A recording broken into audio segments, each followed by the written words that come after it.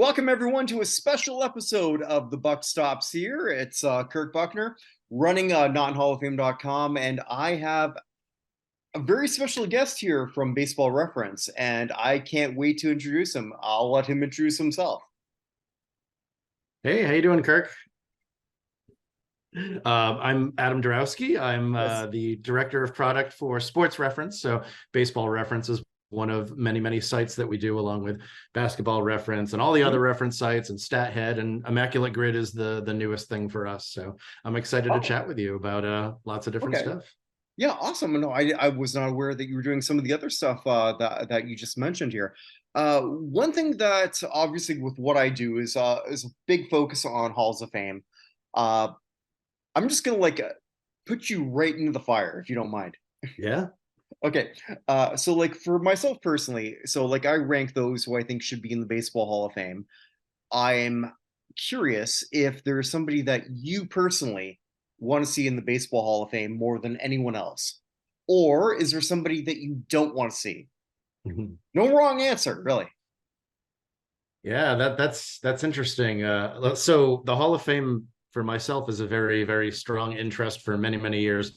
I don't know if you're familiar with the site, the hallofstats.com. That's one I put together many, many years ago when I was back in my a little bit more aggressive about the Hall days, where I was like, oh, they're getting it all wrong. I could totally do a better job with a formula. You know, I'm a little bit older now, a little more calm. I know there's a lot more nuance to it.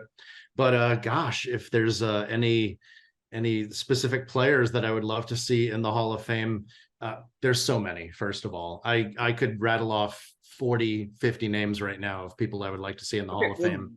Give me one that you're really sort of passionate about, who you're worried it may not get in. Well, I'll just go right with this ballot right now. Sure. Depending who I talk to, I'm worried about Joe Mauer. I think Joe Mauer should be a first ballot Hall of Famer. I don't think he's going to get 5%ed or anything, but there's way too many people that reply to me and say, oh, he only caught for this many games and he, his career totals are not there. But for the years that he caught, he was among the best catchers in the history of the game, single digit catchers in the history of the game. So I feel like he should fly in at 85%. I'm worried he's going to get less than half of that. Okay, that's an interesting one because I think Mauer seems like someone who's going to get in eventually. I never felt that he was in any danger of falling under that 5%. No, I don't think he's in danger of falling under 5%. So maybe I shouldn't go there. I was just thinking with the current ballot that came out. But if we're looking at gosh, I love Thurman Munson. I think he is a great candidate. I think he's an interesting one because of the shorter career. And he just did everything. He was a great defensive player, is a great offensive player, and I just love catchers. I hate Yankees, but I love catchers. And I personally have so many candidates from the Negro Leagues that I would like to see get in. Everything from a manager like Vic Harris or a player like John Beckwith. John Beckwith not being in the Hall of Fame is if he was basically, I don't know, picture Manny Ramirez type hitter, but he caught and played shortstop and played third base. Just an unbelievable player. But he didn't have the nicest personality, so people think that's what's held him back. But now we've got his numbers and can kind of disassociate the personality. And I always wonder how much to trust those long ago opinions of people's personalities. Maybe he's like the Negro League's Dick Allen character, that type of thing. Dick Allen is another I would put in a heartbeat as well. It's funny that you mentioned the Negro Leagues, because I do want to sort of bring that up. I know that's something that you are a big part of in terms of with Baseball Reference. But before we sort of get there, I want to talk about your personal fandom.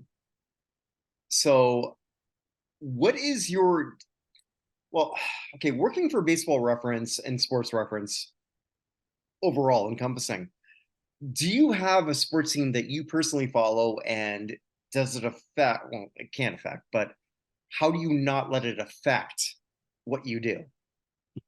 That's an interesting question.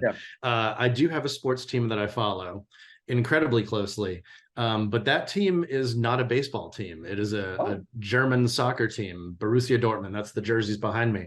Okay. So on the baseball front, I grew up a Red Sox fan. 2004 was the best thing to ever happen to me in sports. I'm in the New England area, but over the years, I have become less of a fan of a current team and more of a fan of baseball history at Mhm. large. And, the Red Sox are still the first team whose scores I check, Mhm. but I don't like, I don't feel pain when Red Sox fans feel pain. I in turn don't carry the same joy as when Red Sox fans do. But I follow the game as a whole. I love following the stories of Shohei Ohtani and Adrian Beltre's on the ballot this year. I just absolutely Yeah. loved everything about Adrian Beltre. I had to watch what he did every single day. So I'm just more of a general fan of the game now and the history of the game. I've told some Okay. people like the way I follow the game today is like I'm almost tracking the players' legacies. I think through about things through a historical Hall of Fame lens. So I'm following players, like looking at how their legacies are building, I guess you could say. Okay. I now want to. I've already set up in my head a second interview about soccer Excellent. because if you look at my last name, Buchner. All right, so we're gonna talk Bundesliga at some point. Oh, excellent. Yeah, no, that's gonna be awesome. Okay, so with the current ballot, one thing that I kind of liked with the current ballot right now, that we just had, and we're recording this the day before Thanksgiving. This will probably go up a few days after, hopefully before December. I worry sometimes that we sometimes forget about people to vote for. I'm thinking of Willie Davis, for example, as a player who, statistically wise, especially for someone in baseball reference, should have been on a ballot and is probably, in my opinion, maybe you would agree, disagree, I don't know, the best player who never got on a ballot in any, yeah, okay, it, Certainly, yes. okay, in any capacity. But I like the fact that we're not sort of like putting people on the ballot who, let's be blunt, have no shot. Is there any player right now on the current ballot who you think, or no, or any person who should have been on? Gosh, I every year I look at who the best players were who were Mhm. not on the ballot because I started doing that the year that Javier Vasquez was left off of the ballot because that is a Yeah, player who yeah, yeah, yeah. absolutely should have been on. I think the best player that was not on the ballot this year, it was either Denard Span or Chase Headley, depending how you look at things. Sure. And it would be nice to remember them, but the line has to be somewhere, and I don't have a problem with it, I guess I should say. Yeah, no, and that's fair enough because like I'm looking at that, and I'm going to be doing a show with my partner Evan Nolan on our Hall of Fame show where we just look at Hall of Fame encompassing. And when if I were to say that either James Shields or Brandon Phillips were the two least qualified players on a Hall of Fame ballot, as a Toronto Blue Jays fan, I would be thrilled if I had them at their prime. Right. Yeah, Brandon Phillips, I think yeah, it's interesting that he comes on a couple, or I guess it's just a year after Jimmy Rollins. He's a little bit like a Jimmy Rollins light. Those types of guys deserve to be on the Hall of Fame ballot.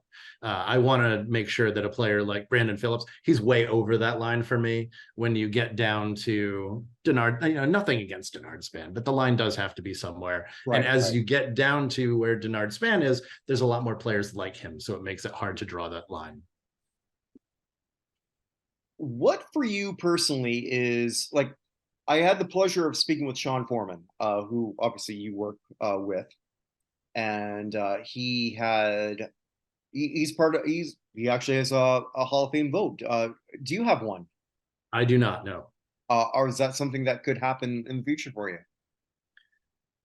I haven't like looked into what it would take to get one. We do have another person on staff, Dan Hirsch, who ran the baseball gauge, who does have like he voted for Rookie of the Year this year. So Mhm. we do have people on staff who have that capability. I've never looked into it. I've always saw myself as more like the outsider in that respect and just kind of commenting on how things go. Okay. But maybe I would change my mind. I don't know if like my clock would start like as soon as I look into, it's 10 years until you make that vote, or maybe I should have like looked into it years ago so that that clock would have started a while ago, but Yeah, yeah, it'll be a it's while. sort of like join. I've learned for myself that that's probably something that's not going to happen for myself. Uh, when you're sort of like looking at the one thing that you mentioned earlier is about with the Negro Leagues. When I spoke with Sean, one thing that I was super impressed with, and I guess that's something that maybe you quarterbacked a lot more of, is the stats on the Negro Leagues and sort of like making that like a bigger part of what's in the baseball reference. And a year ago, and apologies for my dog in the background, he's super excited about that also. But when we're talking about the Negro Leagues, something that sort of like took place on Baseball Reference was, and apologies if I have this wrong, was like the Negro Leagues are major leagues. And can you sort of like speak a little bit about how that came to be and the impact that your stats and all your research sort of have done to make that as a part of the grand scope of Major League Baseball, or not, or just baseball legacy? Yeah, absolutely. So in December of 2020, that's when Major League Baseball made the announcement that Negro League's stats would be uh, reclassified as Major League. Not just the stats, but like the 7 leagues that they chose as the ones that would be considered major. We kind of already had the wheels in motion on going ahead and doing that process ourselves, which it was great because it showed that we were on the right path there. We had a partnership in place with Seamheads, who obviously had the Seamheads Negro Leagues database, which was the state-of-the-art Negro League data at the time. That is where all of our data comes from. It is not people at Baseball Reference combing through the box scores and stuff like that. Mhm. It's all coming from Seamheads. That has been decades-long project of folks like Gary Ashwill and Kevin Johnson and Scott Simkis and Larry Lester, just incredible researchers that I've become friends with over the last few years as well. And it's such a great partnership because I just love all those people dearly, and it's great to have their work on Baseball Reference is a huge platform, so it's been great to have their stats incorporated with the all-time leaderboards in stat head searches. When you look up the best seasons in history, you're going to Turkey Stearns right there with Rogers Hornsby, that type of thing. And people are finding out like Dobie Moore, what are these incredible stats from the shortstop who had a 6-year career? What's going on here? And it's leading to people asking more questions and learning about these incredible players. And every single person at Sports Reference worked on that project. It was a I forget how long it was. It was at least 6 months of just incredibly hard work and people learning new different roles. Like, all of a sudden we were soliciting content to have, we didn't just want to put the stats up and have people wonder what the heck it was doing there. We had this whole Negro Leagues or Major Leagues launch where there were several essays that described the data, talked about the players, talked about why the data is different. The Negro Leagues are major leagues, but they were very different. There was a lot different about them. They had a shorter number of a smaller number of games in the official record, but that's because there were so many additional games going on, which they needed to do barnstorming on the side so that they can, raise the money to go from town to town and keep playing their season. It was just totally different. And so many of the differences that people look down on and say, oh, you can't use that as an all-time record because there's not enough plate appearances. Well, those are all because systemic racism was in place, that they had to do these things differently than the AL and NL, which had these nice defined schedules and these stadiums that they could always count on being available, and they could count on getting their paychecks and things like that. And the Negro Leagues, it was very different. So we wanted to make sure that we not only presented the data but presented the context of why the data is different. And I'm still incredibly proud of that project. It was the most fulfilling project I've ever been a part of in my career at all. And, it ignited Negro Leagues research for me, which I was not a Negro Leagues researcher before the project started. I had, a casual interest in it, and I knew who a few of the players were, but, now I'm every time I'm done working, I'm doing research and writing saber bios and giving presentations on, Army teams that had several Negro League players on them. And you asked earlier, like, do I want a Hall of Fame vote? But with Sabre right now, we're working on another task force that's kind of reevaluating the other teams that weren't a part of the major league reclassification, and seeing if there are other opportunities to reclassify certain teams or certain leagues. And I'm a part of that project right now. And that to me is something that's a lot more fulfilling to be a part of than, maybe voting on a BBWA ballot, for example. Okay. But with some of the research that you've done, is there somebody from the Negro Leagues that you would personally want to push forward to those who could vote? Absolutely. Okay. I mentioned John Beckwith earlier. Dobie Moore is a super interesting case because for several years he played baseball in the Army because there was no Negro National League yet. And that just happened to be the best place to get a paycheck playing baseball. And there were great players out there. Bullet Rogan was one of his teammates. He's in the Hall of Fame. So, Mhm. he only played 6 years in the Negro Leagues. He was the best player, certainly the best shortstop for those 6 years. And then his career ended because he was shot. And it Oh, was not the greatest of circumstances. It was he was shot by his girlfriend. But he's just this incredible, like an Alex Rodriguez level type of player who had this short career. And he's just a really interesting case because the end of the career is truncated because of the gunshot, and the front half is truncated because he was playing off in the Army in Hawaii instead of in the major leagues because of the color of his skin. So it's really interesting nuances there. And there's so many players. That George Scales is a player who played like 21 years in the Negro Leagues, and he's an infielder who hit like 340 with like a 145 OPS plus or something. Like this is any other like circumstance, he's a Hall of Famer. Vic Harris, just a 300 hitter and playing in the outfield and won pennant after pennant as a manager. Just a great player and an even better manager. Heavy Johnson is another one of my favorites. He played on that Army team with Dobie Moore and Bullet Rogan. So he spent 7 years with that team, 7 prime years. And what does he do when he finally does join the Negro Leagues? He hits 400, and then the next year he hits 400 and wins the Triple Crown. Just an unbelievable player. is there any Negro League player who sort of like did make it to the majors that we're overlooking, you think? Oh yes, that's my newest area Okay. of research. Actually, I call them the outsider baseball all stars. Some of them played a little bit in the major leagues. Some of them played a little bit in the Negro Leagues.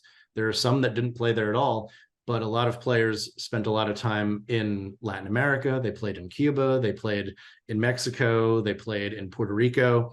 You know, I mean, there's a case to be made that some years, like the Mexican League and the Puerto Rican League and the Cuban League, probably were just as talented as the major leagues. Mhm. So it's a really interesting environment because they had a lot of the players from the AL and NL going down there as well. So like, who are some of these players? Like, uh, are you looking for some that played in the Negro Leagues, played in the, or I can give Uh, you examples of both. well, I guess specifically because for me, when I'm looking at the Baseball Hall of Fame, the first word is National Baseball Hall of Fame. Mhm. So in theory, if we go by that route, I would assume, and I don't know this for sure, but I don't know if they're really paying attention to what they did in Mexico, Puerto Rico, or whatnot. I found it really interesting that with Jim Leland, for example, on his bio, they mentioned how in because he's nominated for like currently in I guess the contributors, Mhm. how he led the United States to a championship in the World Baseball Classic. And I go back to an article that I read not that long ago where they were a little upset that that the National Baseball Hall of Fame did not honor anyone from Asia. And my thought was, well, they're not because the first word in the Baseball Hall of Fame is national. Mhm. So, with all due respect to Hideki Matsui, for example, anything he did in Japan is not relevant to what they do in the National Baseball Hall of Fame. Much like in the Japanese Baseball Hall of Fame, there is no Americans. Right or I'll wrong. push back on. And I'm I going to don't push know back what. a little bit. No, no, please. Yeah. Because I think that in 2006, when they inducted Jose Mendez and Cristobal Torriente, both Cuban players who were great Mhm. Negro Leagues players, I think they opened that door a little bit to Okay. considering the careers outside of the United States, because Torriente played a long time in the US. Mendez not quite as extensively, although part of that is just because the Negro National League didn't exist yet. Mhm. But both were megastars in their native Cuba as well. And I think that a better way to frame it would be like the player needs to have a significant presence in the United States. But Okay. if they have that, then I think we should be able to consider their entire body of work. So Ichiro, I think, he played extensively in the Ichiro United is States. is a different animal. Ichiro is going to get in. If we separate just what he did in Japan, he's getting in no matter what as a first ballot. Right. That article that I read wanted everything to sort of encompass. Mhm. And that's sort of interesting to what you sort of like brought, where, okay, and I wasn't aware of that, where you can sort of like open this umbrella that may not exist or did not exist before, at least in my mind anyway, or at least maybe in their mind. What do we do though with maybe a future player who, okay, okay, here's something I want to bring up here. Let's say hypothetically Shohei Otani, his arm falls apart. And I obviously I'm not hoping that's going to happen. Otani is one of my favorite players to watch. I think you would agree with that. I think anyone watching this would agree with that. But if his career cannot continue, technically he's not Hall of Fame eligible because he did not make 10 years. Possibly. Again, we go back to 2006. Dobie Moore was on the ballot, and he only had 6 and a little bit of basically a month of another season in the Negro Leagues, and he made the ballot. So I find that interesting because I think that the 10 years is not.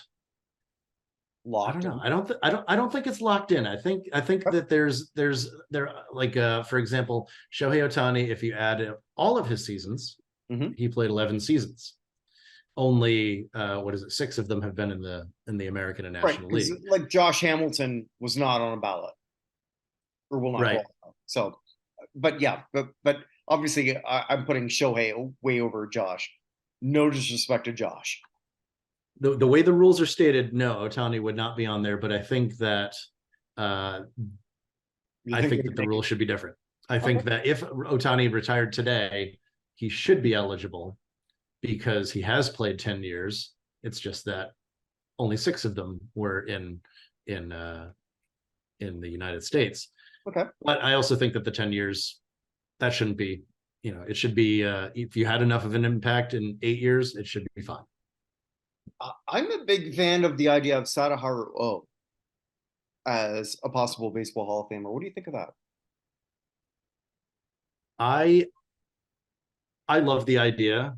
Hmm. I think that does open us up to, it's now the Global Baseball Hall of Fame, which, to be completely frank, I think would be a much better place to visit. I think it would be amazing if, we had, players who only played in Cuba, who were superstars, or in Mexico. Um, it would be so awesome because there would be so many new players to learn about. A player like Perucho Cepeda could then be a Hall of Famer. Orlando's dad was just a unbelievable, like he's better than Orlando Cepeda. He was just an unbelievable player.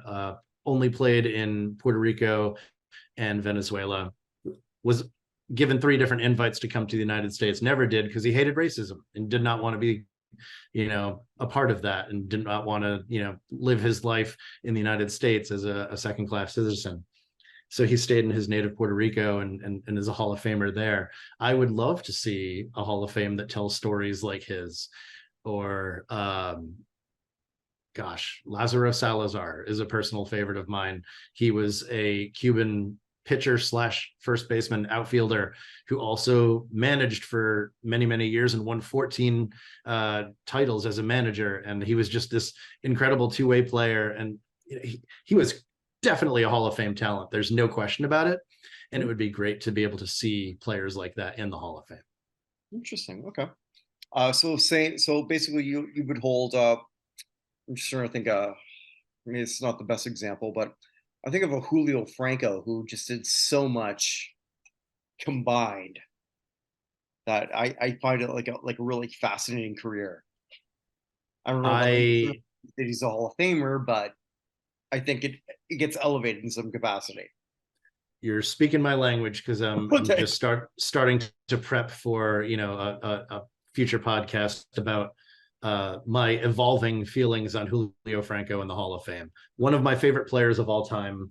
As part of my research on these outsider baseball all stars, the only modern player I've collected the stats for is Julio Franco, and he had Wow. 4,410 hits. 4,410, 331 home runs, over 2,100 RBI, 2,200 runs scored, almost 600 stolen bases, hit 307. He did it everywhere. I think a Hall of Fame with Julio Franco in his story would just be a richer place. And I know that he's not traditional, but a lot of my Hall of Fame takes recently are very much on the non-traditional side. All right. What are your other non-traditional takes then? I just love looking at the entire a lot of my focus is on the Negro Leagues as well, because they were not eligible for so long. So some of these takes, like a 6-year player like Dobie Moore, or a player like Heavy Johnson, who spent the vast majority of his prime in the barracks in Hawaii, but then he played a couple just lights out Triple Crown years in the Negro Leagues, and then he hung on for a little bit longer. He always hit, but he slowed down and was never a great fielder. And I mentioned Lazaro Salazar, but there's also guys like Titelo Vargas is now the all-time single season batting average record holder on Baseball Reference, because of his, I think it was 44 with the New York Cubans, hit 471 in a short season.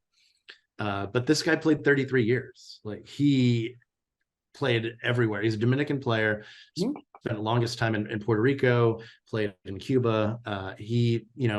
If this guy played in the major leagues, we're definitely looking at a 3,000, possibly 4,000 hit man. So Titelo is one. Ramon Brogana, the only 30-game winner in Mexican League history. He was just he won 30 games that year as the manager, and like 2 years before, he finished second in the league in home runs as a hitter, like one behind Monty Irvin. Like, this is the type of player that he was. Oh, wow. He could pitch, but then if he was finishing second to just some schmo, it wouldn't be that impressive. But he's competing with Monty Irvin for home run titles, and then winning 30 games a couple years later. Just, there's so many great stories like this that happened not only outside of the AL and NL, but outside of the Negro Leagues as well. And those are the things I'm really excited to learn about these days. So there a contributor that, because I know that Effa Manley has received a lot of praise, Candy Jim Taylor. Is there another one who's not in the Hall that maybe, in terms of being a contributor in the Negro Leagues, that we haven't really looked at yet? yeah, a lot of people love Gus Greenlee. So the East-West game was all his. The second was the Negro American League or Negro National League. So he was the money behind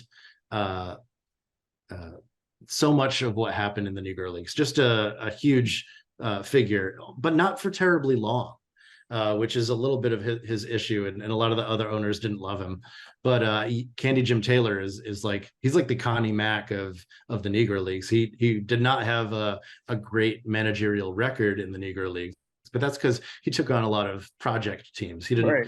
Yeah. manage homestead year after year like Vic Harris did. He took the younger teams that were more of a project, and he just did it forever. And he had a home run title as a player as well. So Candy Jim is a really great one as well. Mm-hmm. Is Kenny Jim in the? He's in the Hall of Fame though, no? Candy Jim is not. Oh, His he's brother not. Ben is. Oh, Yeah, okay. his Yeah, yeah, I Ben just he Taylor. was because like he's actually a nominee for the project that I've got going on, the United States Oh, Athletics nice. Hall of Fame. We'll talk about that after, I guess. After, uh, I just assumed he was. Wow. Okay, so personally, who is your most wanted in the Baseball Hall of Fame, regardless of category? Oh gosh, my most wanted. Huh. Just this afternoon, I started writing down a list of possible candidates for the Hall of Fame that I'm really excited about. And then I made a list of the ones from the Negro Leagues. I put 10 down from the Negro Leagues that I'm super excited about. I put 10 that are kind of associated with the Negro Leagues who, are these outsider guys. And then I was like, oh, I'll do like the more traditional, AL and NL ones. And I ended up with a list of like over 20. So that there's so many. Like if I'm gonna put one in, Just one, just one. So I'm gonna throw one there and then one on the current ballot that okay. you could sort of like push for that, but like one overall and then one on the current ballot that just came out. I mean, if I'm gonna say who is the number one player outside of PEDs, because this would be Barry Bonds, outside of PEDs, the very best player that is not in the Hall of Okay. Fame, it would be John Beckwith from the Negro Leagues. Okay.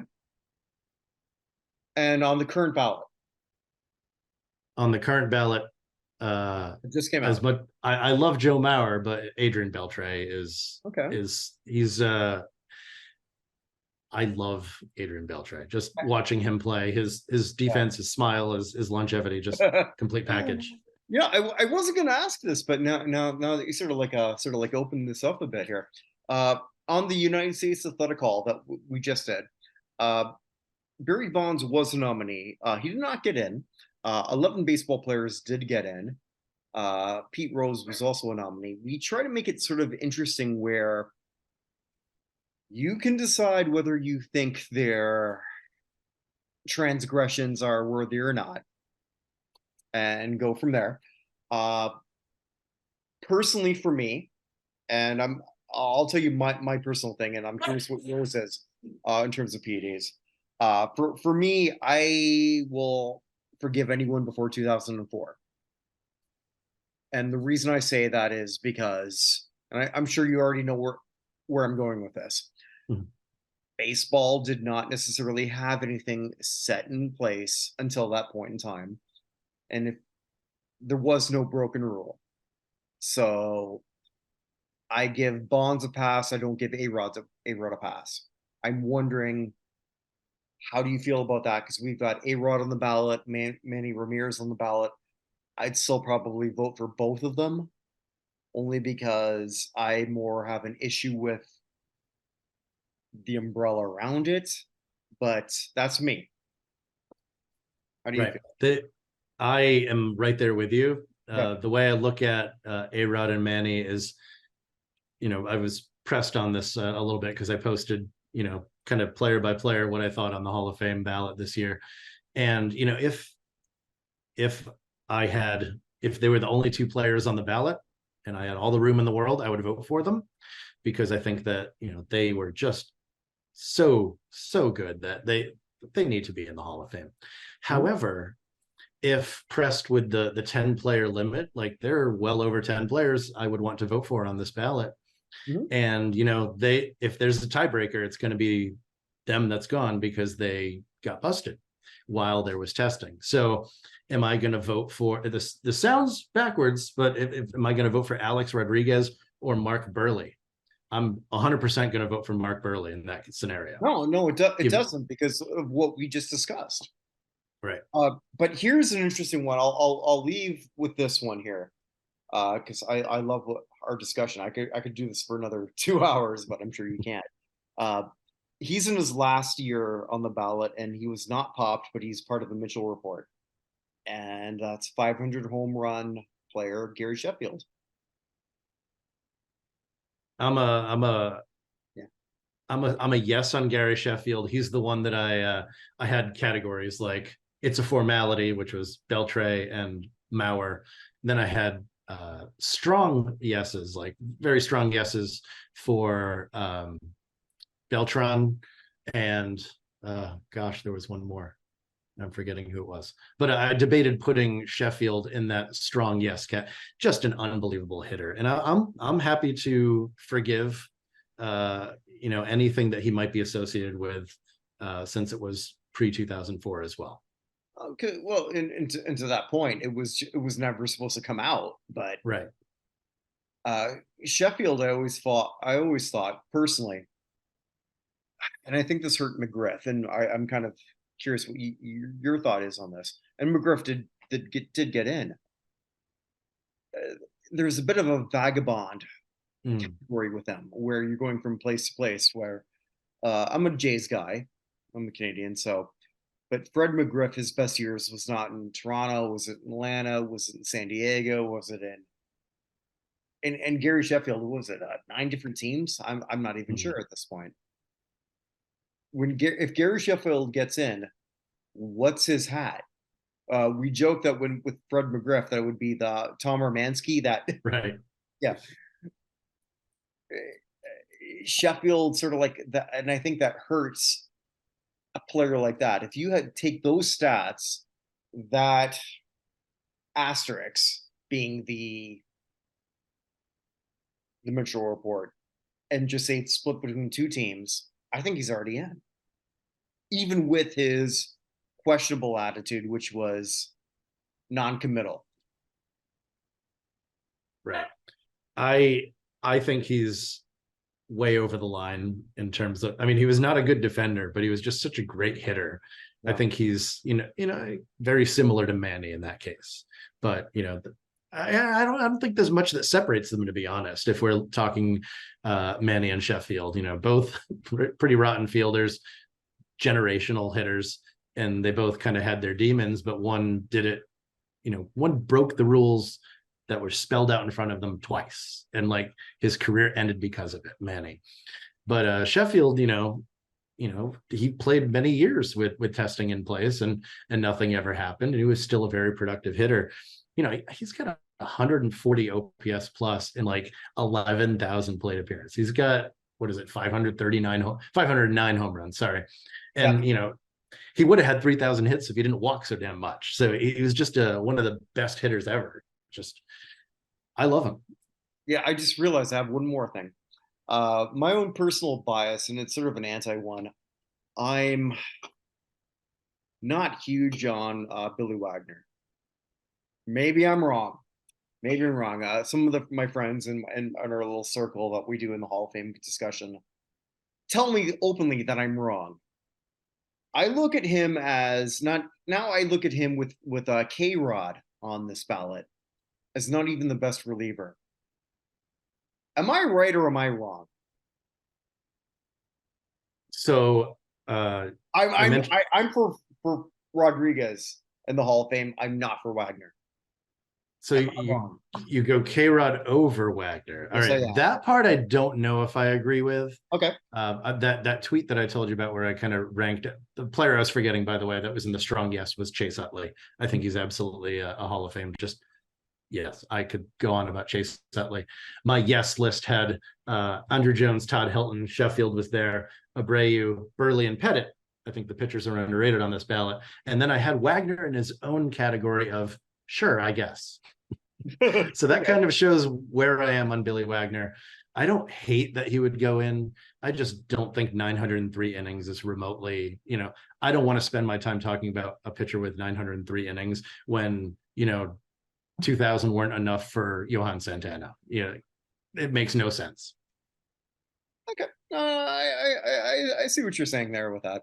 I guess with Wagner, I just look at his playoff stuff. And like for me, I mean, I keep going back to Rivera, like the greatest reliever of our generation, well, period, was even better in the postseason, and Wagner faltered. and then you look at K-Rod, who was at his best when the lights were on. But that's just me. Okay, I can see that that explains a little bit more of why you lean K-Rod. I think Yeah, for both me of their personally. careers, Yeah. both of their careers are very small samples, Mm. and the postseason is even smaller. But like with Billy Wagner, so let's take two pitchers. One Mhm. of them is 2.31 ERA in 903 innings, and the other one is a 2.46 ERA in 924 innings. So the innings are just like 19 innings apart, and the ERA is 0.15 apart. And those two pitchers, one of them is Billy Wagner's entire career, and the other one is Dwight Gooden through age 22. I love Joy Gooden. And Dwight Gooden ended up winning, I don't know, 150 more games after that or something like that. So to me, like, it's fine if people want Billy Wagner in. I think it's ludicrous to, like, talk to me once, Dwight Gooden, Mark Burley, Rick Russell, Tim Hudson, Johan Santana, and a partridge in a pear tree are in the Hall of Fame. All right, I love this. All right, we're on similar pages, I think, for the most part. All right, this has been great. Thank you so much for doing this. I hope we can do this again. I'll reach out to you about some of the other projects that we're working on, and for all those watching, check out everything that we're doing here in the Bucknerverse. That's what I call I it. love it. Yeah, thanks so much. NotInHallOfFame.com. And where can everyone find you on social media?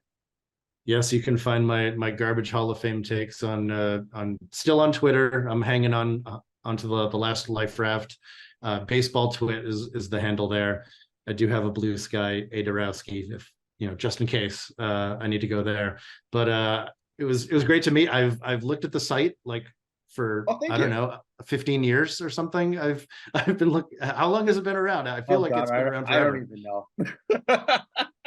It's the site that I go to. I even did it today when I'm like, I want to think of all my favorite guys who aren't in the Hall of Fame. That's the list I go to make sure I didn't miss anyone. That's the type of thing. The funny thing is, like, or since it's out there, that's not even my personal list anymore. It's based on what now people come through. My own personal one is altered completely, and it's like do I put something just with my personal one or just the site one? I don't know. I don't. It's a lot of work to make it all encompassing. I don't have to tell you that. Right. I've got that issue too, where I just keep Yeah. building things and making things to share all this stuff out there. So Yeah, my and wife if who just got home just said, like, you do way too much. Focus on one thing.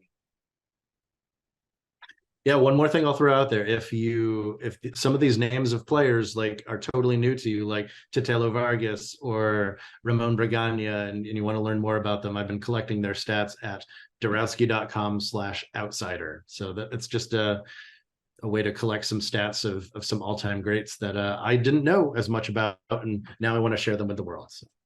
This has been great. Thank you so much. And wherever you all are, wherever you may be, make it a great day. It's not coming again. Take care.